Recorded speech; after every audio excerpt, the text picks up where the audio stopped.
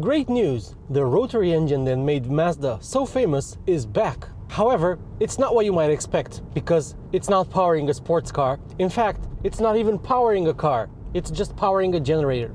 Mazda's range of rotary-powered sports cars were legendary. The RX-7 and the RX-8 are names that make enthusiasts tingle. I've only ever driven one rotary-powered Mazda, and it was an RX-8, and it was a remarkably special experience. Such a cool little car, that. And the buzzy two-rotor Wankel engine from under its hood was a big part of why I found it exciting. But that was the last exciting Mazda vehicle with a Wankel engine. The car I'm driving today also has a rotary engine under the hood.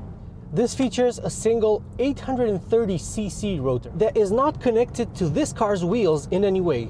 This can only mean one thing. I'm driving the Mazda MX-30 REV, with R standing for rotary and EV for electric vehicle.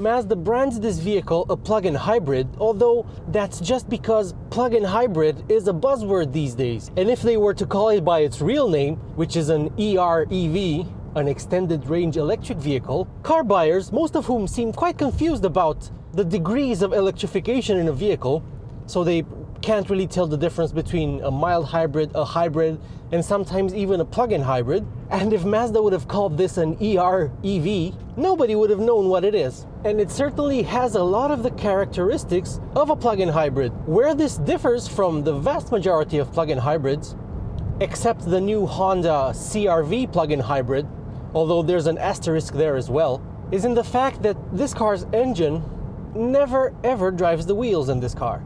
There is no clutch to engage it to the wheels like there is in the aforementioned Honda, so it only ever acts as a generator. So let me give you a bit of background on the MX-30 REV. In late 2019, early 2020, Mazda launched its first mass-market EV, the MX-30, which was similar in many ways, at least in terms of its philosophy, not its looks or configuration, but it was similar to the Honda E.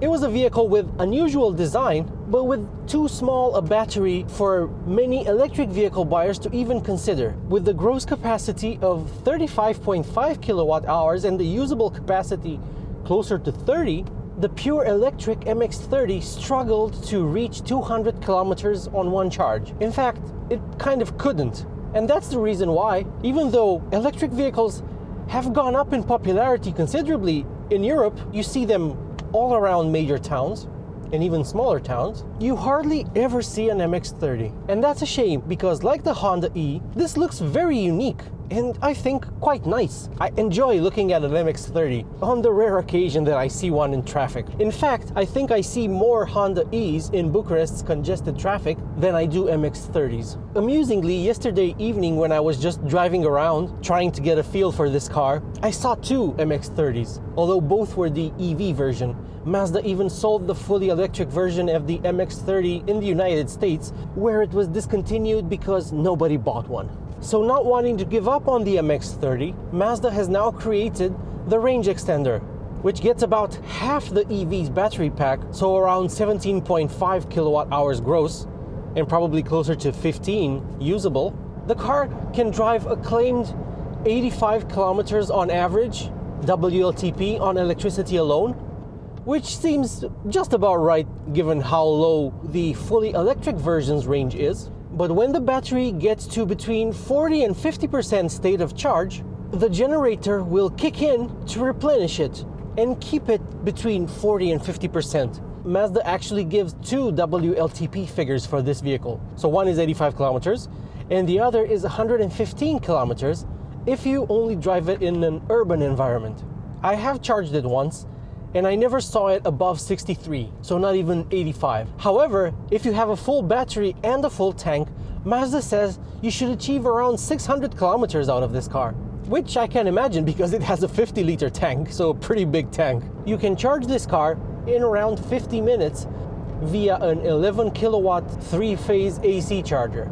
It does support DC fast charging, but it isn't especially fast. So all you need is a 50 kilowatt charger, but the car will only draw up to 36 kilowatts from it, and that's enough to charge it from 20 to 80% in around 25 minutes. One cool feature of the MX-30, both versions of it, is that it offers V2L, or vehicle to load. It has a couple of traditional wall outlets, but they're not in the wall, they're in the car. One of them is under the center console here, and there's another one in the trunk, and you can plug whatever you want in them as long as it doesn't need more than 1.5 kilowatts of power. You have paddles behind the steering wheel to control energy recuperation via brake regeneration. And while it's certainly more powerful than in the Honda CR-V PHEV that I drove a couple of months back, it's not as powerful as in the most popular EVs, many of which offer one-pedal driving, which the MX-30 does not. So the car has 3 driving modes. You have EV mode, which forces the battery to use up all of its electricity, so it will drop below 40%, which it doesn't in normal mode. Although when it drops below 20%, even in EV mode, the car may still start up the engine. And there's also a charge mode where you can set your desired state of charge. So whenever you put it in charge mode, it always brings up this prompt on the infotainment asking you if you want to change your desired set state of charge, which you probably don't every time you put it in charge mode. The REV version of the MX-30 is more powerful than the pure electric variant. That makes 145 horsepower and sprints to 100 kilometers per hour from a standstill in 9.7 seconds. But this has 170 PS or 167 horsepower, and it accelerates to 100 kilometers per hour from naught in 9.1 seconds. The REV version is also around 145-150 kilograms heavier, even though it has half the battery, and the battery pack is usually the heaviest component in an EV. But because it also has the combustion engine under the hood and the gas tank and some additional ancillaries, the weight does go up. To me, this feels just as slow as the regular electric variant. This is still reasonably good at accelerating and overtaking, as you can see. It's an EV, and it gives you its power instantly, or almost instantly, because the more new EVs I drive, the more I'm observing that manufacturers are dulling down the instant response of electric motors because people apparently find them a bit too brisk sometimes. And some manufacturers have even had to cut the torque because people had a problem with their vehicle having too much torque and delivering it too brutally. And I am of course talking about the Kia e-Niro, which had 395 Newton meters of torque in its most powerful guise, and now I think it's down to under 300, and you could do a really cool burnout in one of those. From behind the wheel, you do hear the combustion engine in the MX-30 REV starting up occasionally and then cutting out. Let me put it back in normal mode. So it was in charge mode and it boosted the battery from 40 to 50%, and now I've put it in normal mode, and okay, now it's finally cut out. But it doesn't cut out immediately when you put it in normal mode, although it would, I'm sure, if you put it directly from charge mode into EV mode. I will note that you definitely feel the vibration when the Wankel wakes up, especially at lower speeds in town. And it's not as refined as the 2-rotor deal that I experienced under the hood of the RX-8. You should really check out my video on that. I had a lot of fun that day. So maybe it's because this is a single rotor that you feel more vibration, and maybe it has something to do with its construction and how it's engineered, because Mazda says one rotor in this, even though I think it's a bit higher capacity, in fact I'm sure it's a bit higher capacity than the one in the RX-8, but it is about 15 kilograms lower thanks to the use of some aluminum or aluminum. When you show the MX-30 REV a corner, it reacts just as pleasantly as the non-REV variant. The steering is very good. It's better than in some BMWs that I've driven. And yes, BMW, you should get your act together. And body control is very good. There is some lean, but not a lot, and the car settles very nicely into the bends. And even sudden direction changes don't unsettle it that much.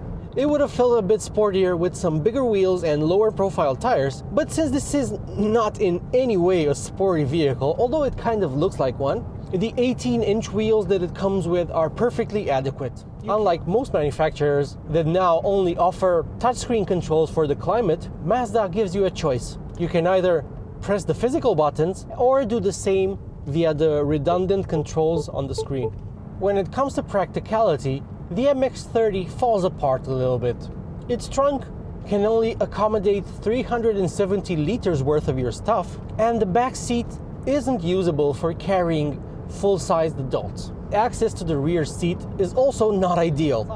The rear doors are rear hinged, like in the RX-8, and also the BMW i3, which is somewhat similar to this, I would say. The i3 was a pure EV, which BMW also offered as a range extender. Although at one point, the i3, I think, was the second most popular EV in the world after the Nissan Leaf. So maybe if Mazda launched the MX-30 in about 2015, it would have had a shot. But it arrived, I guess, 5 years too late, when the competition was far stiffer and there were far bigger battery pack EVs available. Granted, the MX-30 isn't that expensive. Here in Romania, it starts at just under 38,000 euros. And interestingly, Mazda offers both versions with the same starting price. So whether you want the pure electric or the range extender version, you are going to pay exactly the same. My tester today is the top-of-the-line Edition R model, which comes with everything available on the MX-30, and it costs from around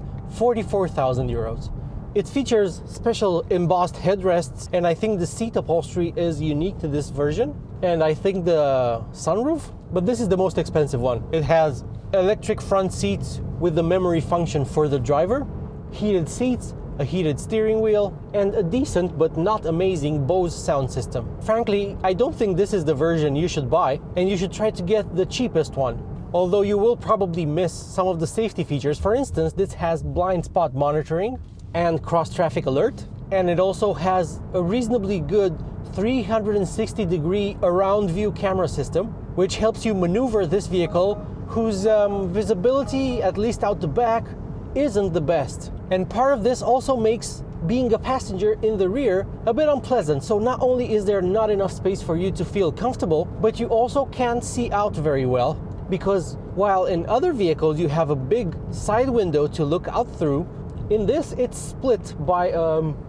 C-pillar, because this car also has a D-pillar. So the C-pillar is almost smack bang in the center of your line of sight when you're sitting in the back. So with this sporty dark headliner, it just feels a bit too dark. So should you buy an MX-30 REV?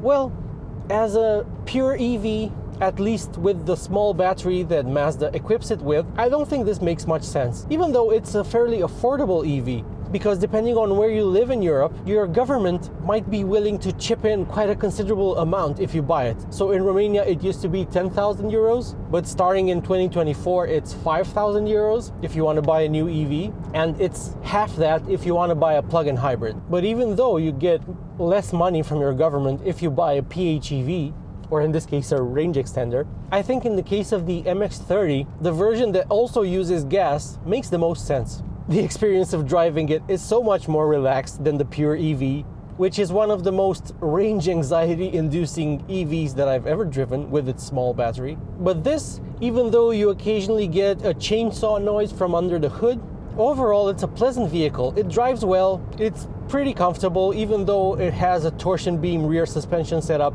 which isn't the most sophisticated, but Mazda has made it work. So if you don't want to carry passengers in the back too often, or if they are not tall passengers, then this actually makes a lot of sense. It's reasonably affordable for a plug-in hybrid, and it has a very pleasant and enjoyable interior with unusual materials. I think this is from recycled bottles or something, and you also get the cork. However, I would only recommend this vehicle if you can commit to charging it regularly, preferably every day, because if you do charge it, you can get close to Mazda's claimed efficiency of 0.8 liters per 100 kilometers, while if you don't charge it it can use over 7 liters per 100 kilometers, maybe even more. I think that's all I have to say about the MX-30 REV. I've been Andrei, you've been watching One Tire Fire, and I'll see you in the next video.